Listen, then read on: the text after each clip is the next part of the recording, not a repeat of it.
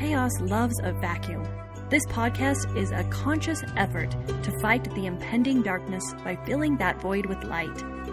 These episodes will explore myth, ancient texts, scripture, great works of world literature, and the voices of artists, past and present, to find the traces, threads, and imprints of the light they left behind. Welcome to Reflecting Light. And now, here's your host, Mandy Green. Welcome to Reflecting Light. I'm your host, Mandy Green, and I'm super stoked. Ladies and gentlemen, we have our first guest host today, Mike Day. I actually owe Mike Day a great debt of gratitude. He invited me to be a guest on his podcast. I just thought a random thing, and it ended up exploding. I had no idea there were so many wonderful people out there also worried about Mary Magdalene's. Well, she can handle her own rep, but it bothers us that she has such a bad rep. Mandy, it was our most popular podcast, hands down. Everybody was like, what is this? So I got to thank you for being on that because, well, first of all, you put me on a bunch of paths of like 9 books I have to finish. So Amazon thanks you. But secondly, it really kind of exposed the podcast that we do to like a broader audience. And I think that's really good. Awesome.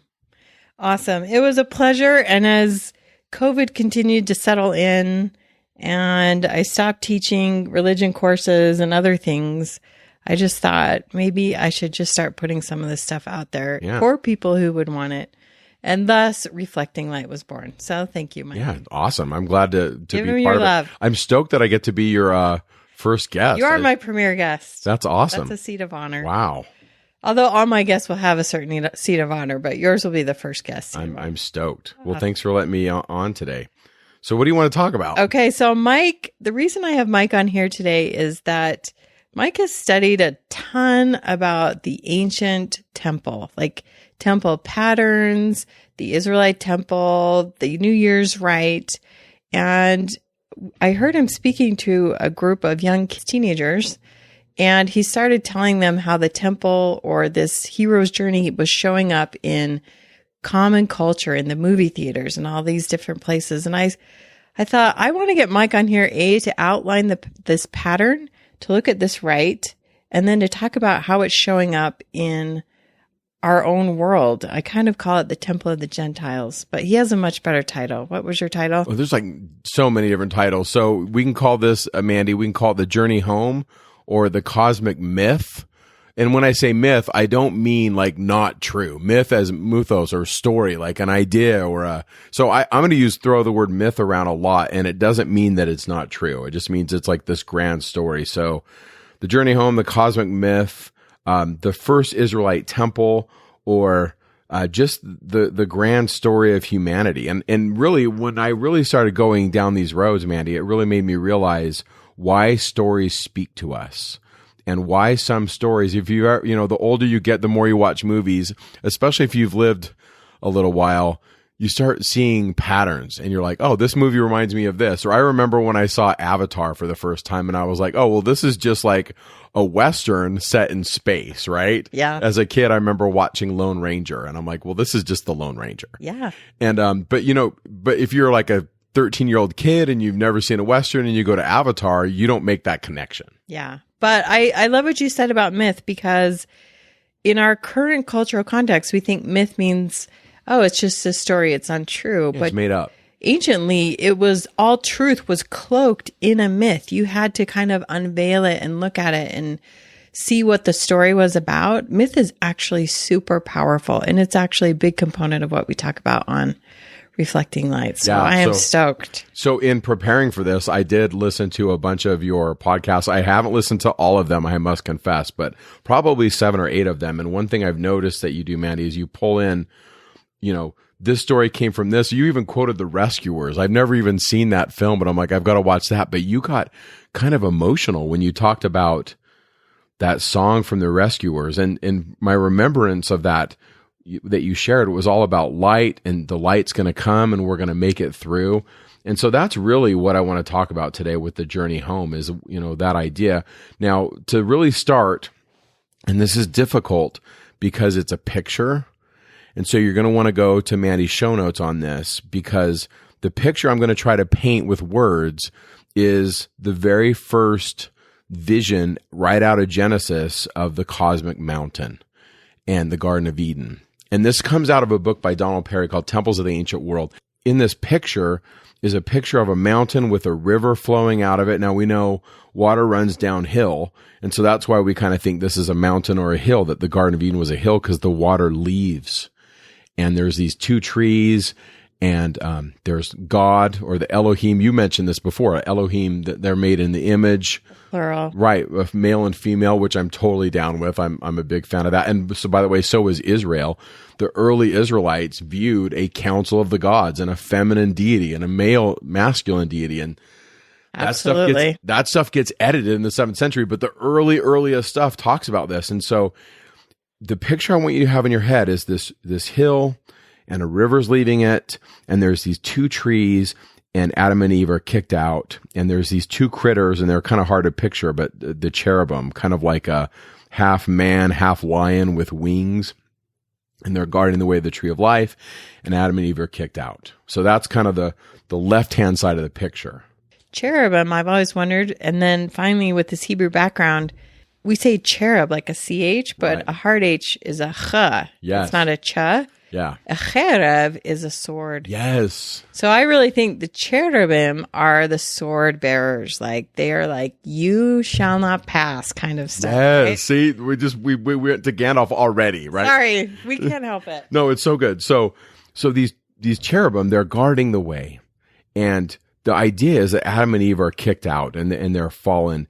And there's a really good book. It's called The Priestly Vision of Genesis 1.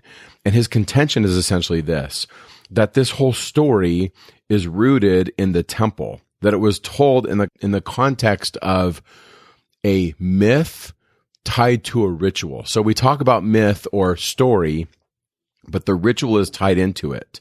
And Adam and Eve are going to be the first king and queen of the world. And so when the Lord says, I make you, Adam, Lord over the whole earth, it's like he's the first king and she's the first queen, and we're going to establish a kingdom. And so on that left-hand side, that's what I want you to picture in your mind, is they're at an altar and they're sacrificing this lamb, and God's going to clothe them with skins. In other words, he's going to give them his raiment. And I like to say that the lamb that, I think it was a lamb, we don't know, but some animal dies that makes this coat of skins for Adam and Eve. And I see this as a ritual experience of the dressing of the king and queen. So that's the left-hand side. On the right-hand side is the Mishkan, or the Tabernacle, from Exodus. And so if you've ever seen this, there's lots of pictures, depictions of it, and it's really described well in the book of Exodus. As soon as they leave Egypt, and then we get to the 20th chapter with the commandments and so forth, and then there's the ritual meal in the 24th chapter. From that chapter on to the end of Exodus is all this detail about the tabernacle. And so we can take all that and extrapolate it and recreate it visually, like what it looked like. And so what I want to paint in your mind is this vision that the Mishkan, or the tabernacle, is the reversal of Adam and Eve's being cast out of the Garden of Eden. So the first thing you see as you approach the tabernacle is the bronze altar, and then you approach this laver. Now later authors are going to call this the molten sea. That really matters. We're going to get back to that. Then after you pass the altar and the laver, you're going to come to a curtain with cherubim sewn into it, and then you're going to come into the Hekal, or the first holy place. You have the table of shewbread on the right. On the left, you have this menorah, but it's built like a tree, like an almond tree with branches, and it gives light. And then as you keep going, you approach this altar of incense right before the veil. So in the Hekal, we have those three things, right? The bread on the right, the light on the left, and then the altar of incense. Now, in the book of Revelation, John's going to say that altar and that smoke coming from it is the prayer of the saints. And with that, the prayer of the saints, the veil is parted, and then the person would enter into the Holy of Holies, or the Debir, the place of speaking. So what does that have to do with Adam and Eve? Well, in essence, they leave and they move. They leave the Garden of Eden, they pass the cherubim, and they make the altar, and they're clothed. And then as we read Exodus, the priests are clothed, and they reverse that direction. So we go from creation to fall, and then as they progress through the successive rooms towards the Holy of Holies, they are going in the opposite direction, back into the presence of God, into the Holy of Holies, where there's this place of speaking. Now, you can kind of go down some dirt roads with this, and John Walton exposes this as well as other Bible scholars.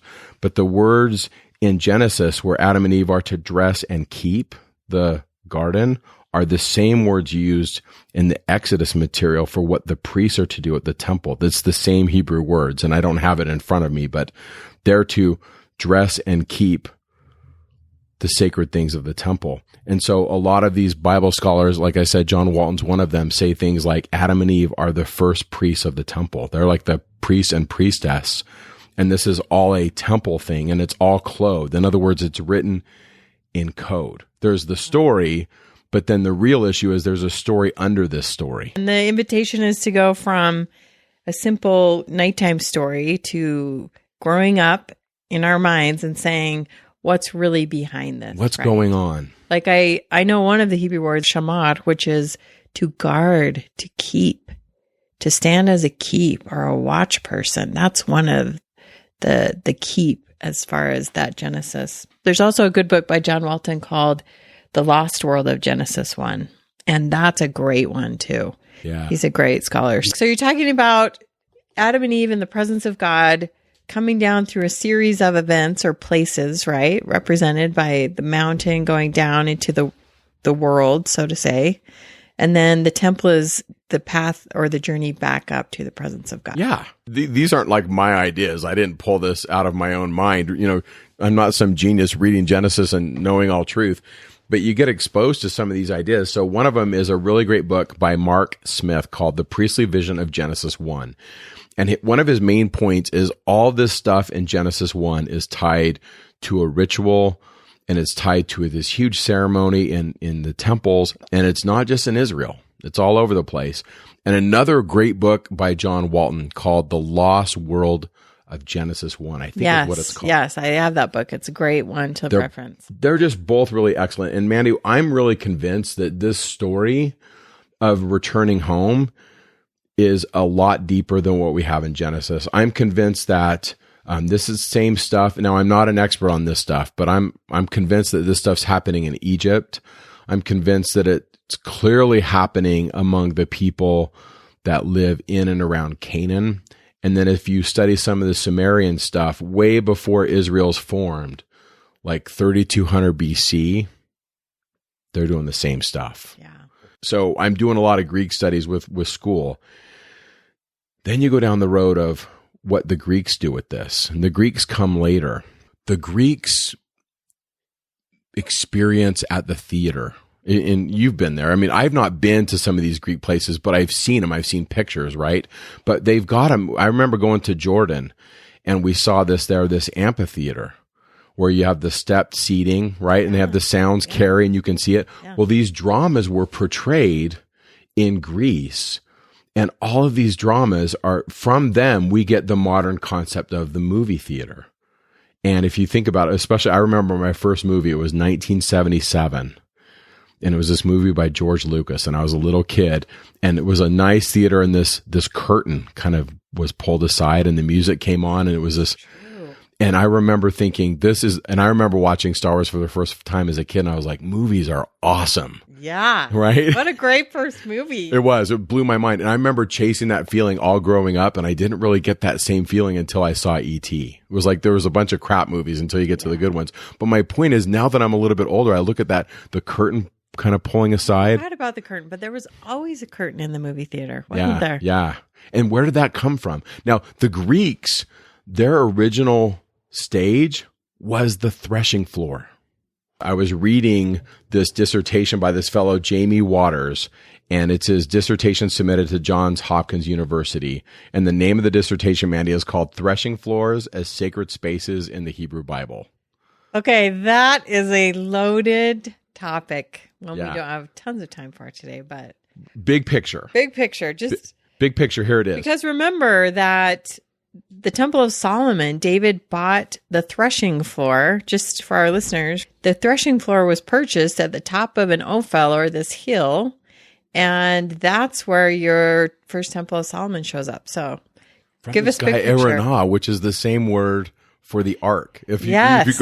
you go down that rabbit hole, the guy's name that he purchased it from, this so-called Jebusite, has the same roots for the name of the ark. There's all this punning happening. Yeah, so that's just a great example of what we're saying about myth, that if you're going to look at names, look at places, look at titles, all kinds of stuff, right? So anciently, you would bring your grain to the threshing floor, and the animals would trot over it, and then they would winnow it, and they would kind of gather the grain.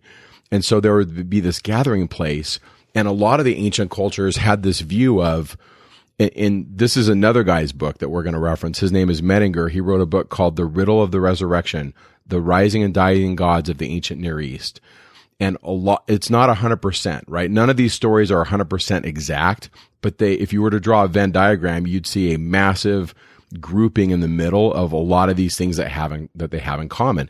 And so one of the things they found was, in the ancient Near East, there's this story of rising and dying gods, and it's usually tied to the threshing floor and getting the grain. And as the grain is harvested and as it makes bread, we eat the bread and we have life. But for this to happen, there's this process of death. Like, we're harvesting the seed. So this is the Baal cycle. This is early first Israelite stuff. This is Adonis. This is Melkart's another one. There's a bunch of these different gods that are doing this, and it's tied to the threshing floor.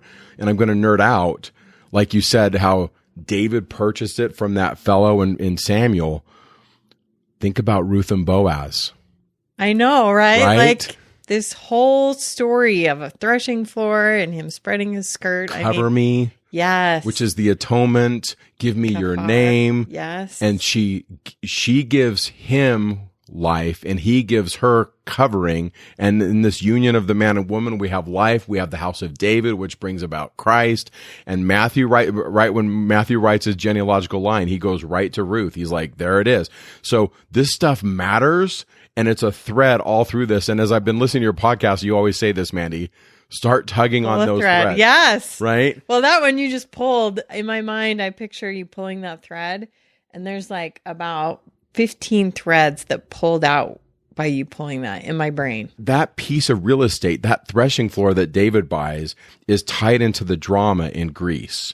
But it's not just there. It's in Canaan. It's in Babylon. It's in Egypt, right? Osiris is tied into this grain, in right? fact, the Israelites probably got it from Egypt. But where did Egypt get it from? Right. That's the really great, wonderful question. That's the beginning. And I also thought, just as you were speaking, as Yoda says, luminous beings are we, not this crude matter. Maybe this whole process that we're going to look at today is having us look at it and have the divine show us our luminous selves, as opposed to all the chaff that we are buried in. Yeah. And that's probably what the temple's all about. Well, I shouldn't say probably. That is what the temple's all about. Yeah. These people went there during the time of harvest, usually. It depends on which god and which culture, but usually it was associated with harvest.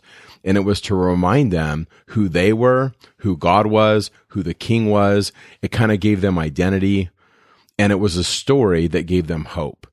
And I like to call modern day movies the same story. I call it the Temple for Gentiles.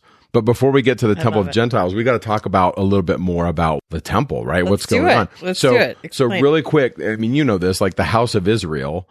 Israel means lots of things, but one of the things it means is to take up the fight or take up the wrestle. And it kind of comes out of that story, right? You could unpack the layers of that, like the wrestling that Jacob has with God. And what do we do with that? We're not going to touch that today. We'll do that for another podcast. That's a definite podcast subject that Mandy will like blow your mind with. That's a great one. But out of that comes this name change where Yaakov is changed to Israel and their identity, right? One great author, Richard Freeman, wrote, yeah, people kind of beat up the Exodus a little bit and say, okay, how much of this is history? But one of the things he says is parts of it smack as historical fact, because who would make up a story of a group of people called Israel and they came out of slavery? Like if you were going to make up something about your people, you wouldn't be a bunch of slaves. And so his point is, no, there's some historical truth in this stuff. And to me, the whole story of the book of Exodus, and this is kind of my nerd out moment, but one of a few, but the whole book of Exodus, Manny, to me is the story of the tabernacle, meaning that the little physical pieces of the tabernacle is actually telling the story. So start with the altar. Okay. We have the sacrificing of the lamb. Then we go to the laver, which they're later going to call the molten sea. What's that? Sea of chaos. Yeah, we're crossing the sea. We're dividing the sea. And then they come into the holy place and they're kind of at this elevated level. I like to call that like step up your game. And so we get to Exodus 20 where God's like, okay, don't be like those guys. You guys got to do these things and you got to be different. And so do they have bread in the book of Exodus? Do they have light, right? The pillar of light, the bread. Well, and just in the Genesis story, when you divide the waters, I always thought it was clouds until I started studying Hebrew, I always thought it was clouds and like water on the earth. But anciently, the great deep is the sky. And when you divide the waters above from the waters below, in Hebrew, that's the rakia, that's the firmament. So are we just talking about earthly things, or are we going outside of earthly time and space into a different space, which is connoted by this holy place, right? Or the garden, or Zion. I mean, it has many titles. It shows up in a lot of different forms, but it's in essence the middle ground. Yeah. You're in a higher place. Yes. So then you get to the altar of incense, which is the prayer of the saints. Then you get to kind of mind blowing. You get to Exodus 24. And God's like, I want to bring everybody in my presence. Now they don't all go. They're like, no, we're scared of the lightning. But Invitation's there. The invitation's there. And Moses is like, giddy up. Who's going to come? And Aaron and Nadab and Abihu and the 70 elders of Israel. And I'm going to throw this out there. I think they're spouses. I'm just going to say that. They go into the presence of God and they have this feast. To me, that's like the third room, the place of speaking, the Debir, the Holy of Holies. They're there. And they're seeing Yahweh, they're seeing him, and they're having this feast. All of this is tied into all the ancient views of the temple. So I can't prove this, Mandy, but I'm going to throw this out there. When we read in the Bible that only the high priest goes in there on the Day of Atonement, my take is that that's an editorial change. And what I mean by that is this. I think the temple was much bigger before some of these editings took place. My contention is, and this is coming out of a lot of scholarship on this stuff that Mandy will cite in the show notes. Mike is very meticulous. Unlike me, he's going to give you all of the info you can chew up and absorb, and page numbers. So lots of Thank books. you, Mike. Mostly books, but one of them was this guy named Sigmund Mowinckel. This fellow that looked at the Psalms. And he said there has to be a liturgical setting for the Psalms. The Psalms have to have some kind of setting. And his conclusion was that many of the Psalms have been reordered and they were actually part of this temple ceremony. And that it wasn't just the high priest that went in the Holy of Holies one day a year, but it was every year that the king and queen would be clothed and anointed and enthroned. And the curtain would be parted, like our movie example. And the Israelites would see the king and queen enthroned, and they would become sons and daughters of God, like in the sense that the king now represents God to the people. Awesome. And Mowinckel is one of the first guys to do this, but a lot of scholars have said, hey, this is going on. I know you'll appreciate this, Mandy, because you and I have talked about this. To me, all I have to do to realize that the temple had been changed is think about the temple in Jesus's day. If you were a woman. Yeah. You can't even get close. Yeah, to me, that's clearly, to me, a sign that it's been messed with. It's been changed. Absolutely. So, and I knew you would agree with that. Well, you know, I'm gonna be a cherub about that bad boy. Right. There is no kingdom without a queen. And, yeah. And you're the one who quotes that. But so yeah. So ladies, just write yourself in here. See yourself as a priestess. The priestesses had roles.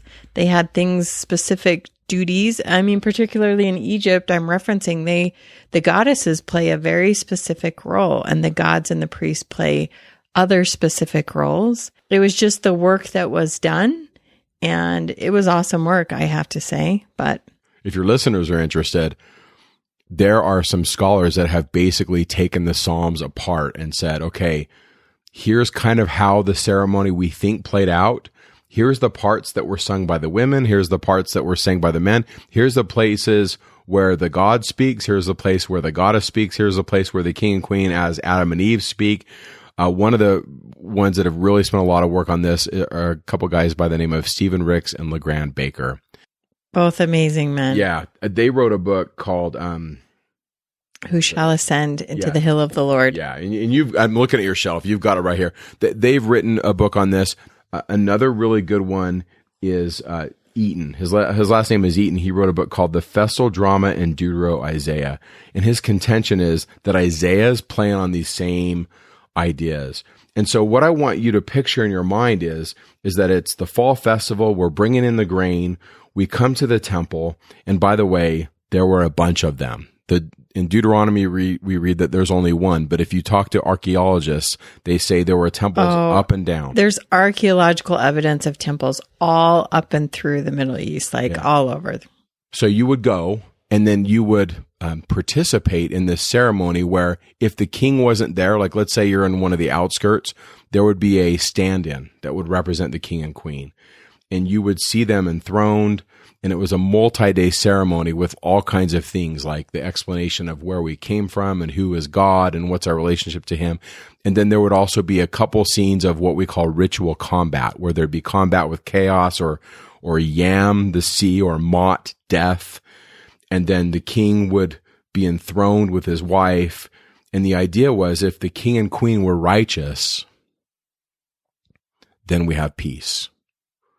And so as the king and queen go, so goes the land. But the people had to be righteous too. So it was kind of this covenant between the king and queen with God, but it was also the people had a covenant with God that they would be obedient to the commandments.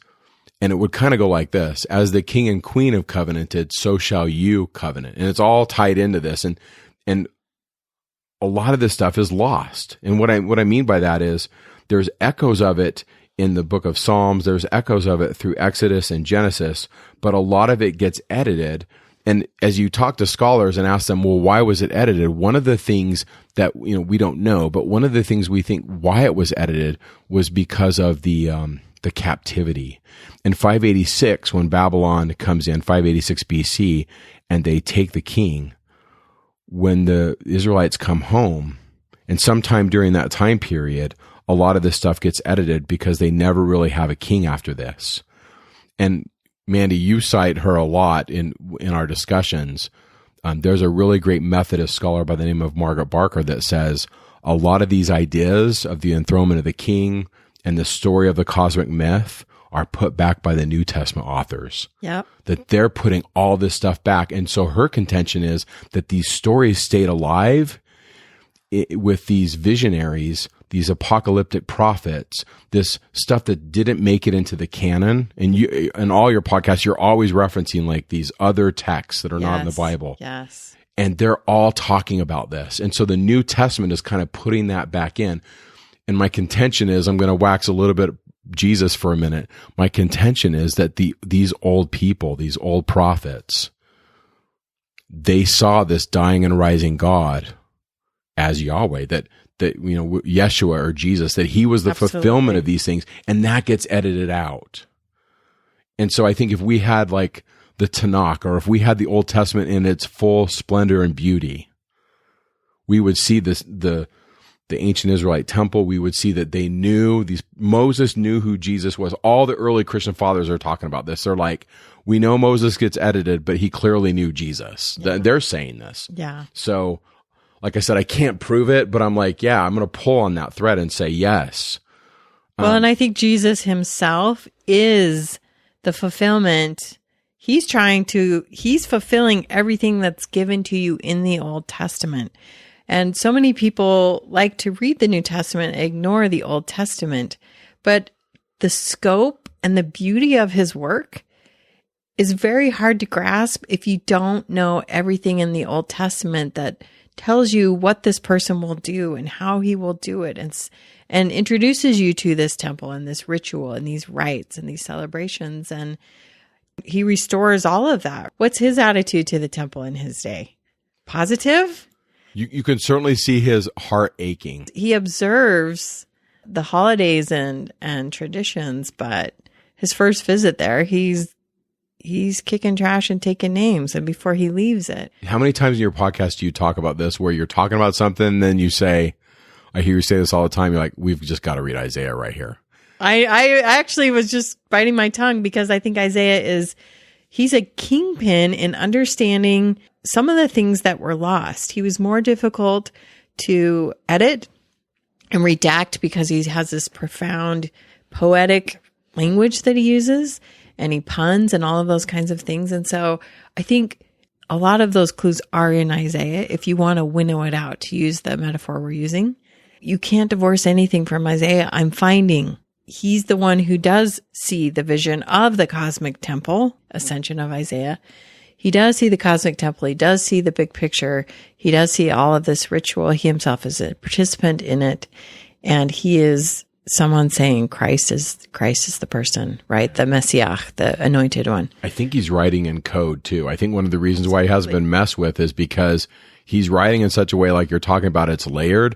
And by the way, Eaton, his book on Isaiah, really opened up my mind to the idea that everything you're saying is correct, that Isaiah is kind of standing. You can't see it, but I got my arms stretched like out. Holding out the yeah, jam. So that's Isaiah. Now I'm going to reference a movie that hopefully this makes sense, but Christmas just ended recently. There's this movie with Chevy Chase where he's got his family home for Christmas. And there's this scene where he has a plug in one hand and a plug in another, and he's trying to get his outdoor Christmas lights to plug in, and he's pulling the plugs together. And right when it connects, then the lights come on and the music starts. That's kind of how I see Isaiah. He's got one hand in the old ancient Israelite tradition and another hand where he sees the upcoming. And I think it's been revealed to him what he has to do. Yes. He's got to write a text that can survive the editorial things that are going to happen. And he's bridging both worlds. And he's got to call people out on what they are messing up. And that's a great image. And by the way, the Hallelujah chorus plays when he gets the two plugs together. Just a great scene. And you'll never look at Isaiah the same, or maybe Chevy Chase, but that's kind of how I see Isaiah, right? He's got a foot in both worlds. That's kind of the idea. So as Moses leads him through the Red Sea and takes him to the presence of God, the goal was never to get to the mountain and get the 10 commandments. The goal was to get him in God's presence. But then you read this really cool thing in Exodus 19. It's been edited, so I'm going to give you the Mike Day translation. God says, I want to make you a kingdom. I think it's verse 5 or 6. I want to make you a kingdom of priests and a holy nation. I think what God really says is, I want to make you a kingdom of kings and queens and a holy nation. In other words, as families, you become Israel. You become my warriors, my wrestlers, my people that fight the fight. Because it's with men and women married, brought into God's presence with families, I see God's vision. Kind of see this at the end of Malachi, right? Where, I'm going to turn the hearts of the children to the fathers. I'm going to tie the family of Adam together, for that's the purpose of the earth. And if not, the earth is cursed. So just some thoughts, big picture stuff on that. We didn't even talk about the pearl. Like, let's do the hymn of the pearl. Should we do that? Okay. So it's hymn of the pearl. I'm going to do a big, huge podcast on it. So this is just like a Cliff Notes, Hymn of the Pearl. And I'm going to call this the cosmic myth. But the Hymn of the Pearl comes out of this apocryphal text called the Acts of Thomas. So the Hymn of the Pearl, in essence, is this story of a hero who leaves heaven. He leaves his heavenly parents. He is given a difficult mission to perform. And then he has to overcome overwhelming opposition. And he does. And victory happens. Peace is restored.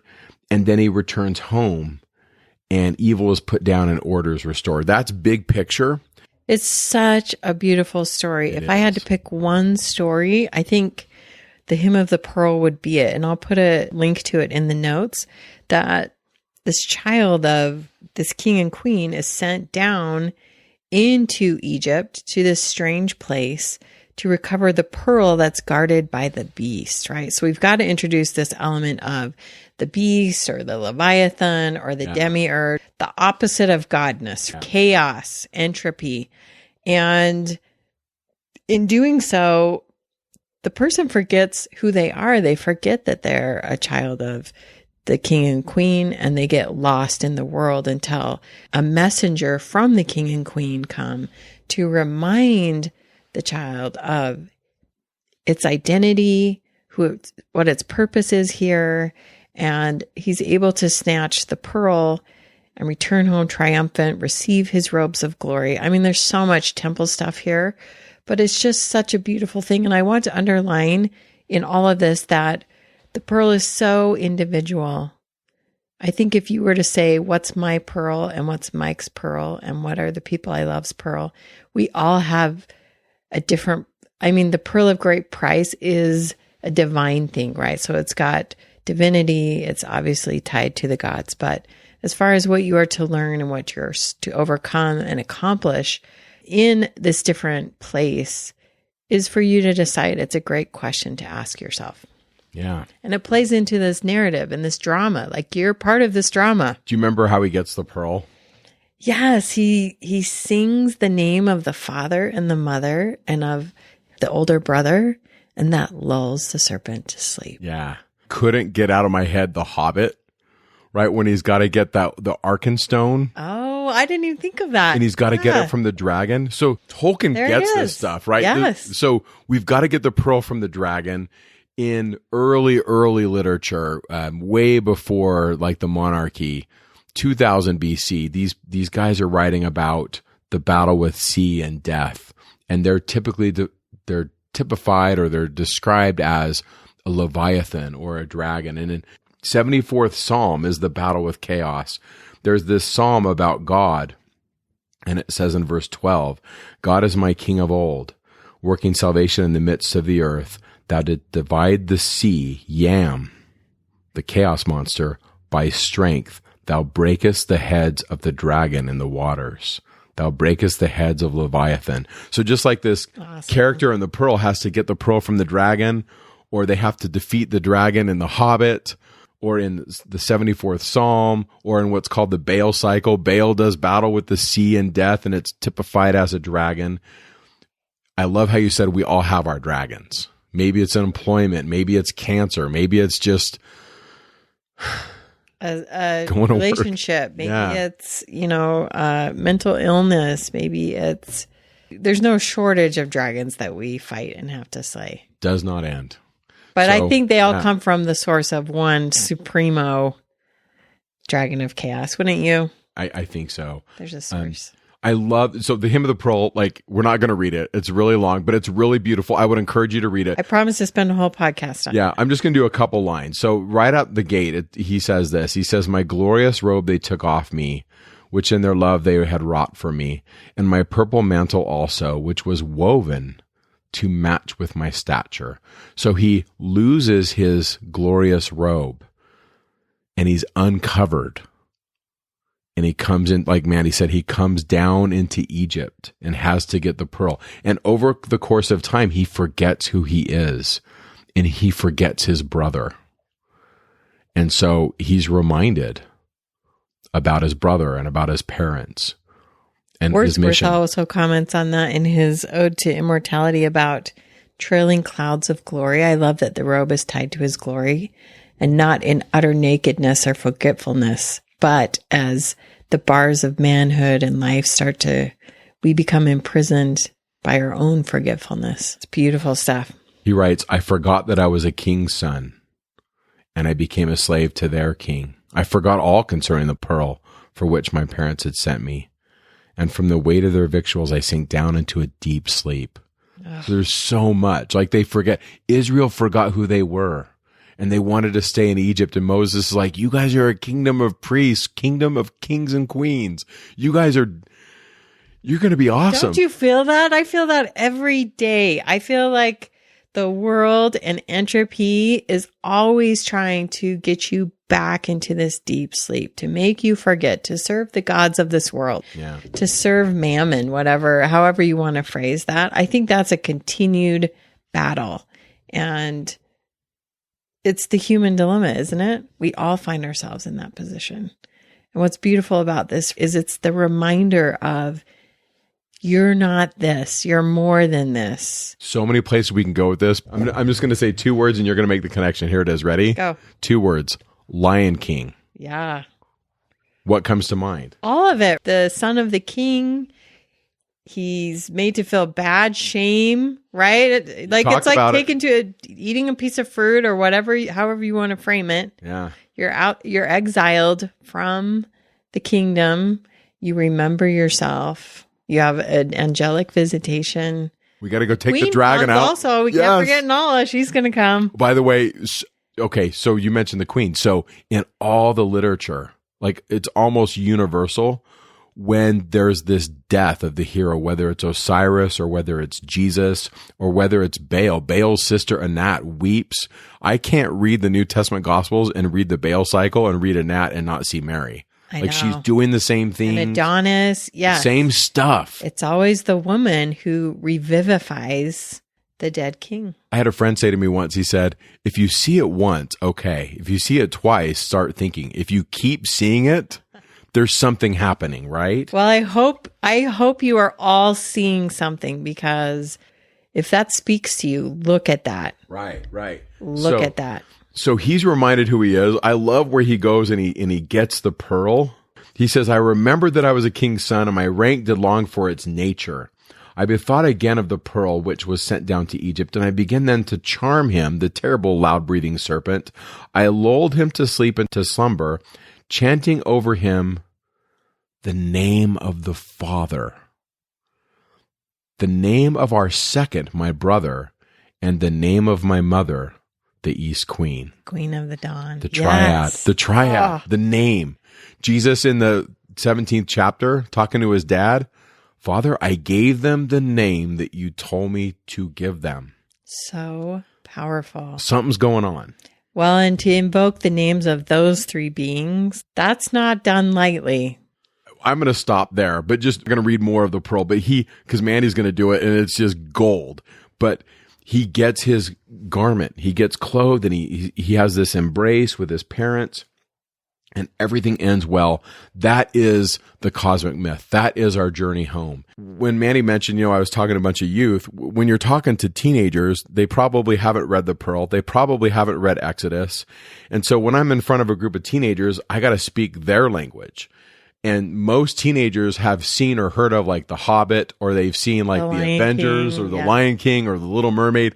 And so I think that's where you were like, Mike, you got to come on the podcast. It was awesome. Because a 12-year-old kid, you talk Little Mermaid like you're speaking their language, right? Yes. But I think almost in youth and children, heaven hasn't been as far beat out of them as it has to us. I think the resonance is still there. So by speaking their language, Mike, they picked up on that far more quickly than a group of adults would have, I think, speaking any type of language you had to throw at them. So I love how Mike is giving us this beautiful shotgun approach. I realize it's a hard task, Mike. Look at all the ways this shows up. And listeners, just pick one, pick a couple, start pulling threads, and you'll see this over and over and over again. But in doing so, I think it's going to unveil to you some of your own divine identity. It's going to help you figure out some things. And I love that the Greek word enduo means to be clothed. It gets translated as endow for us. And it's a clothing process. Yeah, and Paul uses it as put on. He keeps telling us to put on Christ. Yes, clothe, right? And it's not some earthly textile a lot of times, right? We're talking about glory. We're talking about all kinds of things. So and yet, sorry to interrupt, but it was just so good. Like when you were talking about that in duo, you go to any religious traditional ceremony, always they're putting on those vestments. Whether we went to a Greek Orthodox mass before COVID hit, and the whole time I'm watching it, I'm like, this is the cosmic journey back again. Catholic mass, any marriage ceremony in India, in England, vestments are always part of this process, which I hope will start ringing a bell for everyone. When you start seeing this clothing you're taking on or putting off, that's a great symbol. And myth is the same thing. Myth is like clothing a story with words and symbols and phrases. And your job is to start taking note of how those things interact, how it changes, how it metamorphosizes, all of that. So I have to say this, you brought it up. So the whole clothing, Henry Frankfort wrote this book called Kingship and the Gods. And if you don't read the book, just read the 11th chapter, because it's talking about everything we're talking about. Big picture, because I'm not an expert on this, but Henry Frankfort's done his homework. He says that when the king was about ready to have his son take over, they would go and they would travel and they would go to different cities, different places where they would have temples, and they would perform a ceremony over and over again. He talks about it as a ceremony, and the father and the son would be portrayed in this multi-day ceremony of the same stuff we're talking about. There'd be a mock battle. The coronation was like the center part of the ceremony. This is on page 126 of his book, Kingship and the Gods. But then on page 125, and I highlighted this, Mandy, he said, in the ceremony, depending on which part, there's multiple dressings and undressings of the king. Wow. Now, if you've ever been to a live theater, how many times have you been blown away by the character comes out and they're in a totally different outfit? All those changes and everything we see in musicals and plays, or if you watch movies, it's coming out of Egypt. So when the king would dress one way, he would be in this one manifestation, and when he's dressed another way, he's doing this. And Frankfort goes on, and he says, the story of the battle and the dressing is all preparatory to him being enthroned. And the death of the god is the grain, and so the bread is the staple food. And the participants in the ceremony would have a couple feedings where they would eat bread. Wow. And they would sustain the king. Now, if you've ever been to any Christian church, Eucharist, sacrament. Something's like happening all of here. this is coming up. Yeah. Right. And he says the climax of the ceremony is this coronation, and then the people become called. Now, I'm not going to go down this dirt road because this is your wheelhouse, but they become the children of Horus in this ceremony. And it would culminate with this coronation, and the old king and the new king would embrace. And the embrace, that's a symbol of the atonement, to be covered or to be covered by the wings. And in this story of the king, the old king and the new king embracing, it's also this message of we're going to make everything whole. We're going to make everything right. Now, when I was reading this, now I'm not an expert on this, but here it is. When I was reading that chapter, I was thinking about Aragorn. And I was thinking about, okay, he's got to go and he's got to do this horrible thing. He's got to conquer the darkness. This is Lord of the Rings. This is in the Return of the King. And I know it's not a perfect match, but there's this one scene, and you were talking about it in your podcast. It really made me think about it. I was listening to your podcast, and I was reading chapter 11 of this book, and I was doing my Chevy Chase thing. I took Mandy and I took Henry Frankfort, and I put it together. I was like, so work with me here. You quoted that one line where Theoden's talking to this guy, and I forget his name, but the guy says to Theoden, we don't have enough guys to go and get Minas Tirith and defend it. We don't have enough guys to defend Gondor. We're toast. And you remember, and it's okay, but I don't. Oh, I know the line so well. Can you say it? Because like when but you said it, I got chills. We will meet them in battle nonetheless. Gosh, when you said that, like chills went up and down my spine. So here's my take. He leaves Theoden, and they think he's leaving. And I forget the name of the dead king. I've got it. King of the Dead? Yeah. What is his name? I got it right here. I don't know if you ever played that Xbox game back in like 2000. That was the most fun board to play, by the way. Like if any of you are gamers out there, that getting out of the kingdom of the dead, the paths of the dead. Yeah. The paths of the dead. Yeah. So he goes. And the king of the paths of the dead, his story there is that he swore an oath to defend Gondor. And when Gondor was under attack, he just bailed out on the pact. And so the king of Gondor, and here's a really interesting thing. He cursed, Isildur cursed, who's the one with the ring. So he's got this power, right? He's got a token of power, curses him and says that they will remain in this like undead, dead state until the king releases it. And so there's that theme of death and resurrection all over again. I've got it right here by Malbeth the seer. He says, this is this curse that he lays on this king who's supposed to defend Isildur, and he doesn't. He says, over the land there lies a long shadow, westward reaching wings of darkness. The tower trembles. To the tomb of the kings doom approaches. The dead awaken. For the hour has come for the oath breakers at the stone of Eric. They shall stand again and hear their horn in the hills ringing. Who shall the horn be? Who shall call them from the gray twilight, the forgotten people? The heir of him to whom the oath they swore. From the north shall he come. Need shall drive him. He shall pass the door to the paths of the dead. And so, in essence, what this seer tells them is, you're going to be in this gloom until you can fix the oath that you broke, which is you've got to defend Isildur and his heir. Now, that's Aragorn. So he goes to this dead king, and if you've seen the film, he makes this agreement where he says, you guys are cursed because you didn't keep your end. But if you follow me and help me defeat these forces of darkness, then you'll be set free. So this is my Mandy Midrash moment. I'm listening to you quote Theoden, and I'm remembering some of this story. I'm reading chapter 11 of Frankfurt, where we have the kings of the past and the kings of the future in an embrace to establish peace. And I'm putting this together, and I'm like, wow, this is happening. And then I'm like, is Tolkien doing this? And I think what Tolkien's saying is the hopes and fears of all the years, the past and the future, are met in Aragorn. Well, who's Aragorn to Tolkien? It's Christ. Yes, Christ absolutely. Like someone who unleashes the dead and is able to use that and take the curse away. I mean, are you seeing all these Christian Hopefully things? I'm making sense. I hope our listeners are seeing, because we're just like suddenly getting crazed out on all of these themes. And to be really honest, so in my room I have scriptural canon, but right below it is The Lord of the Rings, because I think that story is so potently powerful. Talk about the power of myth in revealing truth. Yeah. And in teaching truth in a way that's maybe more palpable. Maybe you can identify more with Aragorn or with Frodo. I mean, the smallest person can change the course of the world. Yeah. And what I love so much about that story is that every character has a very specific role to play, and they're all very different. But evil is not defeated unless each of them plays their role to this bitter, grisly, tough end. And then the king is restored to the throne. You're right. It's just, it's all there. It's so There's cool. even a tree in the courtyard of Gondor. And it's on his shield, in his breastplate. It's like the tree. Yeah. It's like, I know. It's so good. You kind of got me going on that dirt road, but sorry. No, that's so good on the clothing and those kind of things. So I'm going to run through just a couple stories that you've all been aware of. Now, if you haven't seen Star Wars, spoiler alert, I'm going to give some of it away.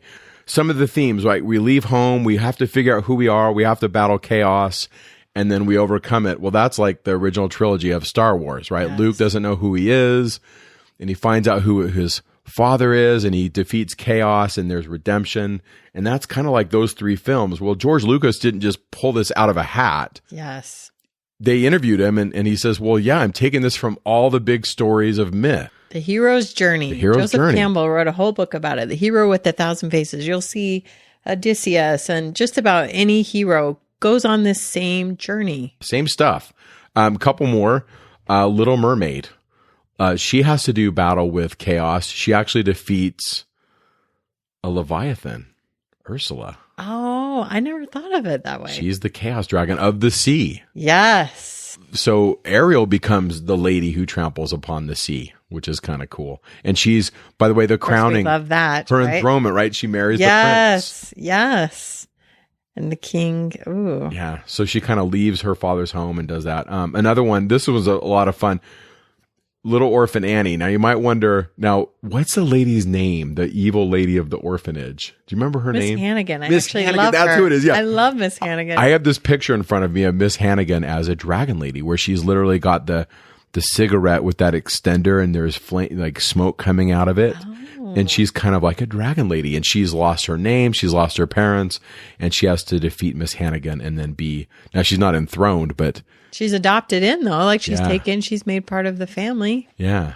So good. Another one that maybe a little less maybe seen by maybe your audience, but when I'm talking to 15-year-olds, they're right there, and that's Captain Marvel. this female character. She doesn't know her parents. She's forgotten who she is, and she has to be reminded. And then has to battle the evil, and then once again fights for the right and just restores order. I mean, that's this right there. So you can have this conversation with your kids and just talk about some of their favorite stories.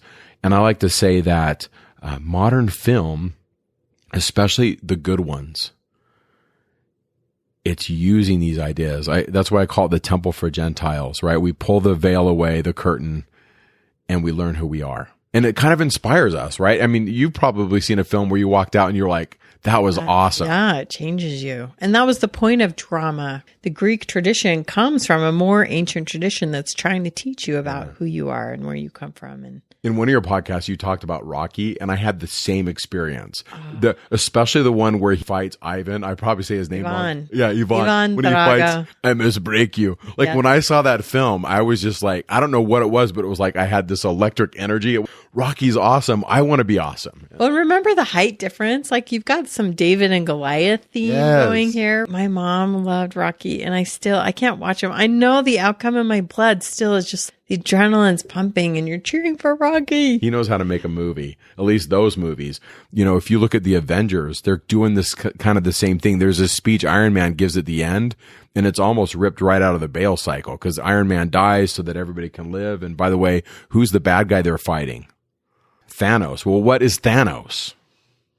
It's the word for death. Lots of stuff right now. Awesome. I mean, you could probably do a whole, like you and I have talked about the Avengers. Yes. There's like 19 million different things happening. Yes. And it's not everybody's favorite film. I have friends that say they hate it. I have friends that say they love it. And I don't really want to get into being a film critic, but my point is these themes are doing something and they're communicating with us as human beings. And I think they do resonate with us. Because my big picture thought, maybe an ending thought is, Mandy, there's a God in heaven and he knows we don't all read and we don't all know languages. But if you really want to hit him with a medium where we're going to be there. And I think a lot of people watch film or they tell stories. Absolutely. Like even a children's story or a children's book. I mean, the recognition kind of starts there. Those stories speak to us. Yeah. Those poems speak to us. Those words have weight and there's a ring to certain things that resonates with something deep inside of us. And I love that you said it's brought to you on a variety of different levels. And hopefully, this helps you wake up to how some of that's being communicated. And I got to thank you because you will be quoting something and I'm like, I haven't read that. And then you'll say the line and I'm like, well, now I got something else I got to go read about and learn about. Because really, that's really what this community is just people sharing stuff that we see that resonates with us. And I really think this exchange of ideas, this communicating about things of light is one of the ways we get revelation. I'm a big fan of, I think when Paul wrote a lot of his letters, he wasn't alone. He had people and he was talking about these things and these came out of conversations. And I think to me, that's a big way that we connect with heaven is when we connect with each other. Absolutely. And I love that you'll have this conversation with me. It's too bad we can't have like a giant listener conversation. Wouldn't that be amazing? Yeah. And I would love to see like the stuff they're reading. For those of you at home, I'm sitting in her front room and I'm looking at her books and I'm just like, there's just not enough time. Like I want to read that one and I want to go down that one. And then I'm looking at, okay. I don't know if I've read all of them, but I do frequently get the question, which book should I read? And I want to say, which section of books should you read? Yeah, because what thread are you pulling on? Truth is going to show up all over the place. And I hope you wouldn't discount any truth based on a tradition or an orientation, that you would just be open to the siren call of I love this threshing floor analogy because it's work. Mike, how much time have you spent studying this ancient New Year's Rite Israelite temple? I don't know, but I got to tell you, I feel like I know nothing. Like the more you read, the more you're like, oh, there's so much more. Yes. But it almost becomes like a passion. I have a friend who's a writer and he's written a ton of books and he says, Mike, I don't make money writing. And I'm like, well, then why do you write? And he's like, because it's a passion. And that's so, what this is. Yeah. Like, what are you passionate about? Yes. Find what you're passionate about. And I truly believe that the gods speak to you through those. I mean, let's go back to our Greek drama. You always had the muse there was always a muse, this divine kind of song that awoke in you or inspired you or directed you in the way you were supposed to go. Don't ever take out the muses as part of this. I happen to believe in the muses. I mean, how do artists paint amazing pictures? How do we write great poetry? How do we make great film and plays and books? I mean, all of this comes from this divine source that's trying to recall memory. We kind of see that in the Ion, right? Where he's talking to the guy. He's talking to Ion, and he basically says there's this chain from the heavens to the muse, and it's this unbroken chain of inspiration. And I like to think of your part of that chain, your listeners, our families. As we talk about this, we're part of this unbroken chain connecting heaven to the muse. I don't know who the muse is. Maybe it's, pick your favorite teacher, but I think God wants us all to be muses. I think, as Moses says, would to God everyone was a prophet. Would to God that everyone was listening to that voice and following that passion. And as a result of that, being illuminated. This whole podcast, it took me a year to find the name for this podcast. I just couldn't hit it until I heard Reflecting Light, and I was like, that's it. And I think the way you can judge the fruit or the grain from the tares is that it does provide illumination. It makes you a better person.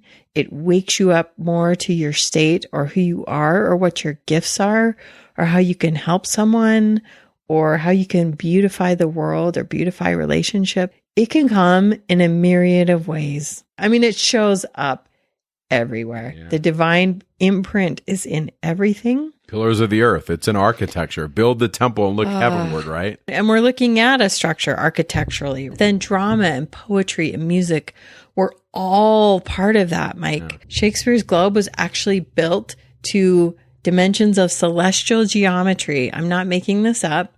It was done in the light of day, and they interacted with the audience. But when you used music, it had a purpose. They weren't just singing. They were trying to create actual vibrations at a certain note or scale that would open heaven. The theater was the same thing. Yeah. It always was. And here you have William Shakespeare or Edward de Vere, probably more likely, that's trying to bring that to the people and transmit truth. Meet them where they are. Plays. Yes. You got to go to where the people are. I know. Yeah. So what's your favorite? I have to end by saying, what's your favorite hero's journey? Like if I ask you one movie or one dramatic thing, like what's your thing where you're like, this is it? Probably because I'm a kid at heart, that first 1977 experience. I'm going to take out Rian Johnson's, what he did to the end of it. So I'm just going to say those first 3 Star Wars films, The Redemption of the Father. I literally I felt it was visceral. Like I felt something, and I know that sounds cheesy to some people. I don't care. And I didn't know what it meant as a kid, but as an adult, I'm looking at it is because there's truth in that. And there's truth in when he says, I see goodness in him. And I'm like, I see Jesus looking at all of us, even the darkest among us. And he's like, there's goodness in him. And it gives me hope. Like I'm an eternal optimist about people. I love that. And Jedi robes, right? You have Jedi robes. Yeah. You use the Force. It's through his family line. They use it to save people and to help. And it can be used destructively as well. And it's not everybody's thing, but that's my jam. I'm a kid at heart. And that was what really hit me at that point in my life. Yeah. So beautiful. I had a niece who wrote a paper about the hero's journey as Luke Skywalker. You should read it. I will. You're going to give it to me. See, I'm giving you something to do. Well, we are so thrilled, Mike. Thank you for coming. Thank you for joining me today. I hope this lit some sparks in you. I hope light bulbs were flashing up. I hope it gave you some threads to pull. And Mike, thank you so much for coming and sharing with us. It was a ton of fun. Thanks. Mike also has his own podcast for an LDS audience called Talking Scripture. They go through the weekly Come Follow Me lessons. If you want to listen to him, he's always pulling awesome threads of ancient temple or where did this come from or what does this word mean? So if you're interested in that, I recommend that. He is an instructor at the University of Utah Institute. What else? Father of 4 boys. Father of 4 boys. My girls say they're very good looking. And I love barbecue. Really? And I love my wife. Barbecuing my wife, hanging out with my Barbecue kids. wife, boys, and Pickleball. Geeking out. There you Pickleball. go. All right. Thank you so much, Mike. Thanks. That's it for this week. We wish you love and light on your journey. Thank you for joining us. We hope this episode lit a spark inside of you. For show notes and other information, please visit our website at reflectinglight.org. If you feel this program illuminated your mind and heart, consider a contribution to fund further episodes. And thanks for listening.